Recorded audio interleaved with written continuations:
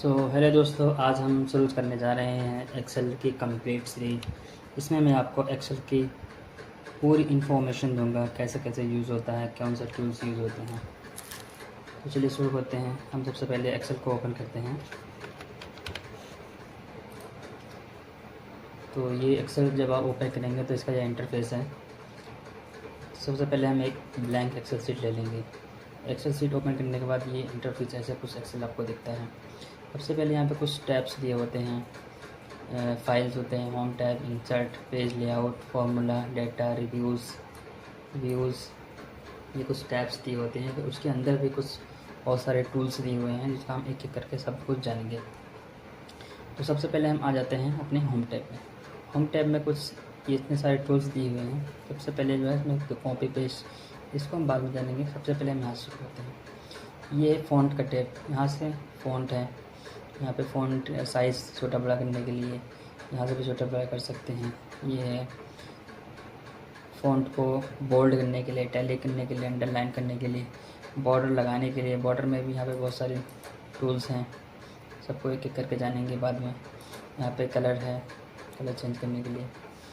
तो सबसे पहले जैसे हम यहाँ पे कुछ लिखते हैं, यहाँ पे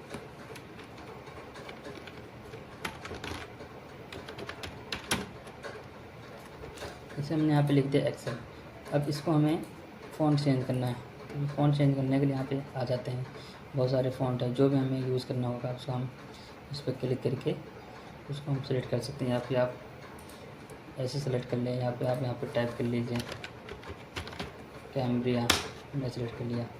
ये इस तरीके से फ़ॉन्ट आ गया। अब इसको हमें छोटा बड़ा करना है, या तो आप मैनुअली यहाँ से कर सकते हैं, या फिर आप एक एक करना चाहते हैं यहाँ से कर सकते हैं इसको बड़ा, यहाँ से कर सकते हैं इसको छोटा। अब इसको हमें बोल्ड करना है। बोल्ड करने के लिए हम इस पर क्लिक कर सकते हैं, बोल्ड। इटैलिक करने के लिए इसको इटैलिक, आप देख सकते हैं इटैलिक। अंडरलाइन के लिए यहाँ पे अंडरलाइन यहाँ से कर सकते हैं। और मोर फीचर जानने के लिए इस पर क्लिक करेंगे, डबल अंडरलाइन आ जाएगा। ये देखिए डबल अंडरलाइन। और इसको हमें क्लिक कलर करना हुआ, ये सेल को कलर करने के लिए हम इसका यूज़ करते हैं। यहाँ पे जो सा भी आप कलर सेलेक्ट करेंगे उससे बैकग्राउंड उस कलर में हो जाएगा। जैसे हमने यहाँ पे ले लिया येलो, ये होगा बैकग्राउंड। अब टेक्स्ट को कलर करने के लिए हम दोबारा से उस पर क्लिक करेंगे और इस पर आ जाएंगे। जो सा भी आप कलर लेना हुआ उस पर आप क्लिक करेंगे तो वो हो जाएगा ये कलर। यहाँ से हम डबल अंडरलाइन को हटा देते हैं। ये टैब होगा।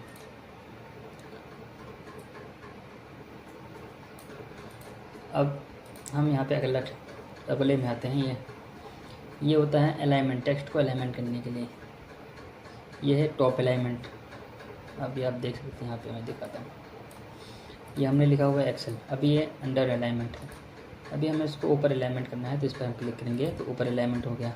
इस पर क्लिक करेंगे तो बीच में अलाइनमेंट हो गया। इस पर क्लिक करेंगे तो नीचे अलाइनमेंट हो गया। यानी टॉप, मिडिल, लोअर ये अलाइनमेंट हो गया। अब ये लेफ़्ट टू राइट या सेंटर के लिए एलिमेंट है, ये हो गया। अभी लेफ़्ट पे ही है, मिडिल में करने के लिए मिडिल में, राइट करने के लिए राइट। अभी हमें बीच में करना होगा तो फिर मिडिल और सेंटर, ये हो जाएगा। तो ये पूरा एलिमेंट है। अब इसको और इसके डायरेक्शन को चेंज करने के लिए इस पर हम क्लिक करेंगे। यहाँ पे डायरेक्शन दिया हुआ, बहुत सारे डायरेक्शन है। इस तरीके से आप जिस तरीके से भी आप इसको रखना चाहें अपने हिसाब से, अपने रिक्वायरमेंट के हिसाब से, तो इसको हम इस तरीके से करते हैं। क्या हमें कोई ज़रूरत नहीं है तो इसको हम यहाँ से भी आप देख सकते हैं। फॉर्मेट अलाइनमेंट में बहुत सारे चीज़ें हैं। सेंटर अलाइनमेंट, जस्टिफाई, वर्टिकल करना है, जस्टिफाई करनी है, ओके क्लिक कर दें।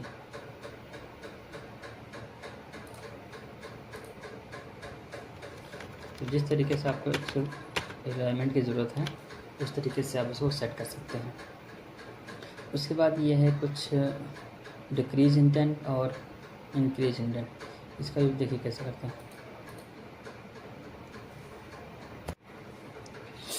इंडेंट का यूज़ कैसे होता है, देखिए ये हमारा है, ये इंडेंट, इंक्रीज इंडेंट, ये डिक्रीज इंडेंट। इसका मतलब होता है जो हमारा टेक्स्ट लिखा हुआ है वो हमें ये जो सेल है उस सेल के पास में करना है या दूर करना है। जैसे हमें यहाँ पे एक्सेल हुआ, ये सेल के पास में, क्लोज में है, तो अगर हम इसको क्लिक करेंगे तो देखिए सेल से दूर जाएगा।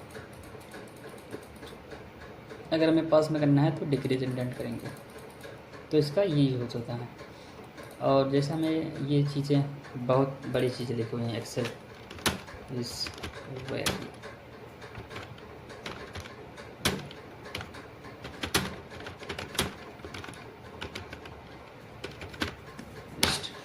अब हम देख सकते हैं कि ये जो है सेल का टेक्स्ट जो है ये दूसरे सेल में जा रहा है। तो इसको मैं रैप टेस्ट, अब हम चाहते हैं कि इसको एक ही सेल में आए, तो इसको मैं रैप टेस्ट करना है।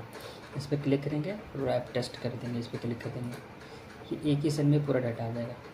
अगर हमें रैप टेस्ट नहीं चाहिए तो बड़ा कर लेंगे इसको, ठीक है। तो ये हो गया रैप टेस्ट का यूज़। अब हम चाहते हैं कि हम इसको एक सेल में नहीं चाहते, जैसे हम चाहते हैं कि जहाँ तक लिखा हुआ है ये पूरा सेल एक हो जाए। अब याद देखते हैं, एक ये सेल हुआ, एक ये सेल हुआ, एक ये सेल हुआ, एक ये सेल हुआ। तो हम चाहते हैं कि ये सारे सेल एक आपस में मर्ज हो जाए। तो इसके लिए हम मर्ज एंड सेंटर का यूज़ करते हैं। मर्ज एंड सेंटर, ये देखिए, इसको क्लिक करेंगे तो ये पूरा सेल मर्ज हो गया, ये पूरा सेल एक हो गया, देख सकते हैं ये पूरा सेल एक हो गया। अब हमें चाहिए नहीं, मर्ज ना हो, मर्ज क्रॉस हो गया, मतलब मर्ज भी है और उसको ऊपर है। अब मर्ज सेल यहाँ से भी कर सकते हैं यहाँ पे। अब हम चाहते हैं कि ये जो मर्ज हुआ हो वो अनमर्ज हो जाए, एक एक सिंगल हो जाए। तो उसके लिए हम मर्ज अनमर्ज सेल का यूज़ करते हैं। इस पर क्लिक करेंगे तो ये देख सकते हैं आप, एक एक सब अलग अलग से फिर से हो गया। ये टेक्स्ट स्टेज पर लगा है। अब यहाँ पे देख सकते हैं, इसको हम इस पर क्लिक कर देंगे, फिर से ये हो गया।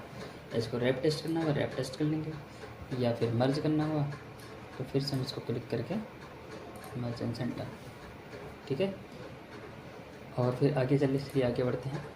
आगे बढ़ने के लिए सबसे पहले इसमें कुछ फॉर्मेट्स दिए हुए हैं। इसमें दिया बस कुछ चीज़ें नंबर, ये जो हमारा टेक्स्ट है ये इसके लिए है। जैसे हमारा टेक्स्ट जनरल में होगा, नंबर में होगा, करेंसी है, शॉर्ट डेट है, लॉन्ग डेट है, टाइम है, परसेंटेज, इसके हिसाब से हम इसको सेलेक्ट करते हैं। जैसे ये अभी हमारा टेक्स्ट है तो टेक्स्ट जनरल यूज़ होता है। अब हम कोई नंबर लिखते हैं, अब इसको हम यहाँ पे सेलेक्ट करके नंबर क्लिक कर देंगे कि ये नंबर है। ये फॉर्मेट होता है सेल का फॉर्मेट। अभी हमने ये नंबर लिखा है, अभी मैं इसको टेक्स्ट कर देता हूँ, इस तरफ आ गया। अब इसको मैं देखिए यहाँ पर नंबर शो कर रहा है क्योंकि इसको हमने फॉर्मेट नंबर सेलेक्ट किया। अगर हम इसको टेक्स्ट जनरल क्लिक करेंगे तो ये जनरल हो जाएगा, कुछ भी हो जाएगा, इसमें कुछ भी नंबर लिखो, टेक्स्ट लिखो, एक ही बात है।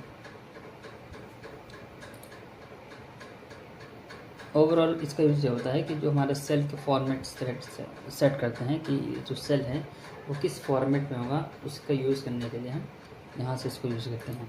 Cell number, format, text, time, currency, everything you can set from here. अब हम आगे देखेंगे दोस्तों, जैसे हमने लिखा हुआ है 125, अभी 125 लिखा हुआ है, अभी 125 क्या है, तो इसको हमें सिलेक्ट करने के लिए यहाँ पे ये क्या है, करेंसी है, डॉलर है, नंबर है, इसको हमने क्लिक किया और यहाँ से हम आ जाते हैं डॉलर पे। इससे छोटा पड़ गया है, इसको ये देखिए ये 125 डॉलर हो गया। डॉलर तो हमें एक ही डॉलर है, अब हम इंडिया वाला चाहते हैं रुपीज़, इस पर क्लिक करेंगे, मोर अकाउंटिंग फॉर्मेट में आएंगे, करेंसी का करेंसी सिंबल पे जाएंगे, सिंबल पे हम यहाँ पे सर्च करेंगे इंडिया, इंडिया कीबोर्ड से भी आप अपनी सर्च कर सकते हैं।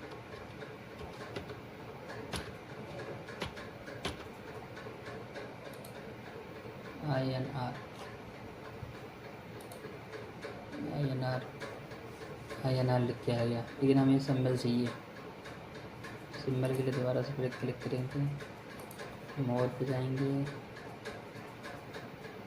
Currency,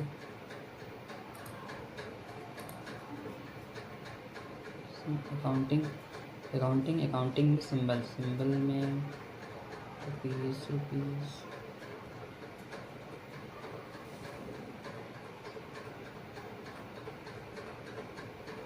rupees